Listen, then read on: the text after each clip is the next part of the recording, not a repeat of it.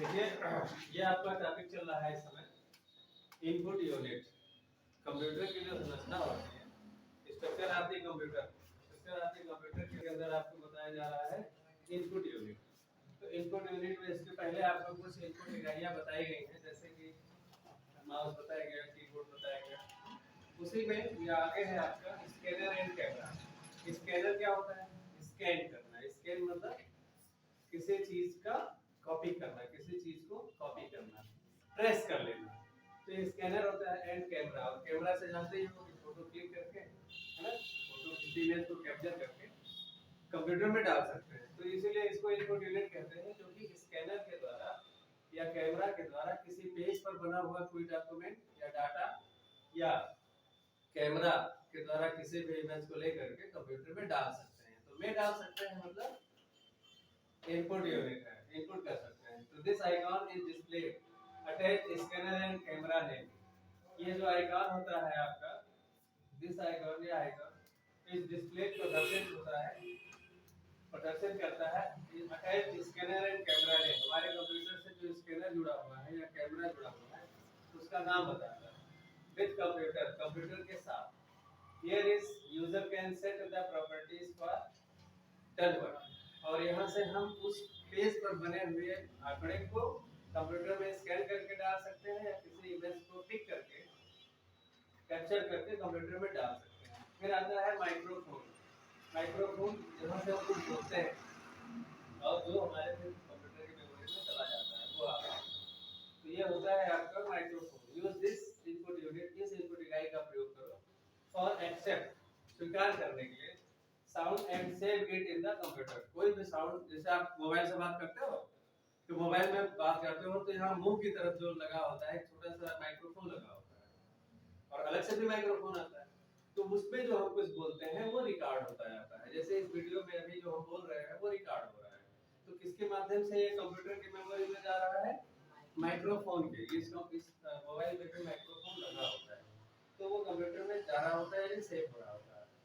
तो ये होता है माइक्रोफोन। फिर आता है आपका बीसीआर, बार कोड रीडर। ये आजकल आपने देखा होगा कि जितने भी ब्रांडेड कंपनियां होती हैं सब लोग बीसीआर यानी बार कोड रीडर बनाती हैं। इस तरह से ही बार बनाती हैं। तो मैनी ब्रांडेड कंपनीज, बहुत सी ब्रांडेड कंपनियां आर डिजाइन बनाती हैं ये बार कोड, एक बार कोड बनाती हैं एट द प्रोडक्ट, अपने प्रोडक्ट के ऊपर। जैसे आप लोग देखे होंगे आपकी कॉपी में कहीं बना होगा, देखो ये डायरी है, अब इस डायरी में यहाँ बार कोड बना हुआ है ना। ऐसे आप कोई भी प्रोडक्ट उठा लो, ये मार्कर है, इसमें भी बार कोड बना, कोई भी प्रोडक्ट उठा लो तो उसमें बार कोड बना होता है। इन दिस कोड, ये जो कोड बना होता है, इस कोड में प्रेजेंट प्रोडक्ट प्राइस, जिस प्रोडक्ट पर ये बना होता है उस प्रोडक्ट की प्राइस वहां पे दिखाई देती है, यानी कि वहां पे प्राइस दिखाई देती है। फिर आता है एमएफडी, यानी एमएफडी में क्या होगा?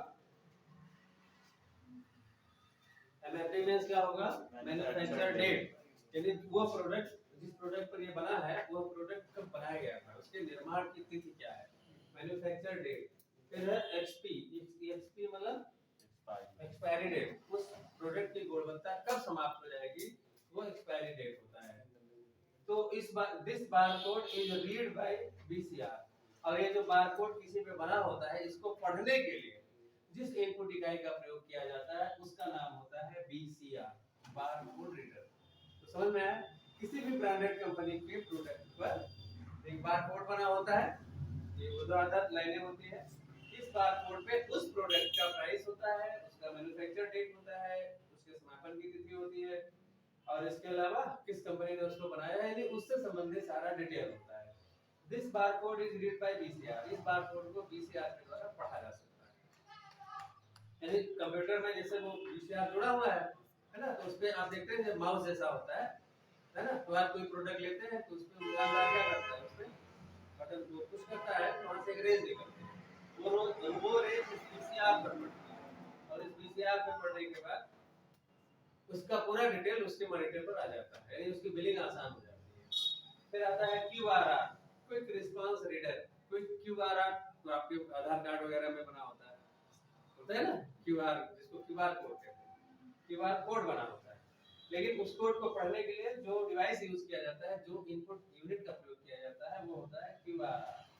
तो मेनी ब्रांडेड कंपनीज, बहुत सी ब्रांडेड कंपनियां आर ड्रा बनाती हैं एन इमेज, एक चित्र बनाती हैं इस तरह से एट द प्रोडक्ट, अपने प्रोडक्ट के ऊपर। इन दिस, इसमें present are information about product, इसमें उस प्रोडक्ट से संबंधित सारी सूचनाएं होती हैं, जैसे उसका नाम क्या है, उसकी प्राइस क्या है, उसकी मैन्युफैक्चर डेट क्या है, उसकी एक्सपायरी डेट क्या है, ये सब इस क्यूआर में होता है। या जैसे आपका आधार कार्ड है, तो आपके आधार कार्ड के क्यूआर कोड में आपसे संबंधित सारी सूचनाएं गुप्त रूप से उसमें निहित होती है, यानी इनबिल्ड होती है। उसको पढ़ने के लिए, उसको पढ़ने के लिए this image is read by QRR, यह जो इमेज होता है ये क्यूआरआर के द्वारा पढ़ा जाता है ना, ये क्यूआर कोड होता है, तो इसके द्वारा ये पढ़ा जाता है। इसके पहले आपने पढ़ा बीसीआर और क्यूआरआर, है ना। अब आता है आपका OCR, optical character reader. Optical character reader क्या होते हैं? ये कुछ गुप्त दस्तावेजों पे बनाए गए अस्पष्ट अक्षर होते हैं या नंबर होते हैं, जिनको पढ़ने के लिए ओसीआर यानी कि ओसीआर इनपुट इकाई का प्रयोग होता है। तो use it for detect alphanumerical character which printed on the paper. Use it, इसका प्रयोग किया जाता है फॉर डिटेक्ट, यानी कि आइडेंटिफाई करने के लिए, पढ़ने के लिए, डिटेक्ट अल्फान्यूमेरिकल कैरेक्टर, कुछ अल्फान्यूमेरिकल यानी कि अल्फाबेटिकल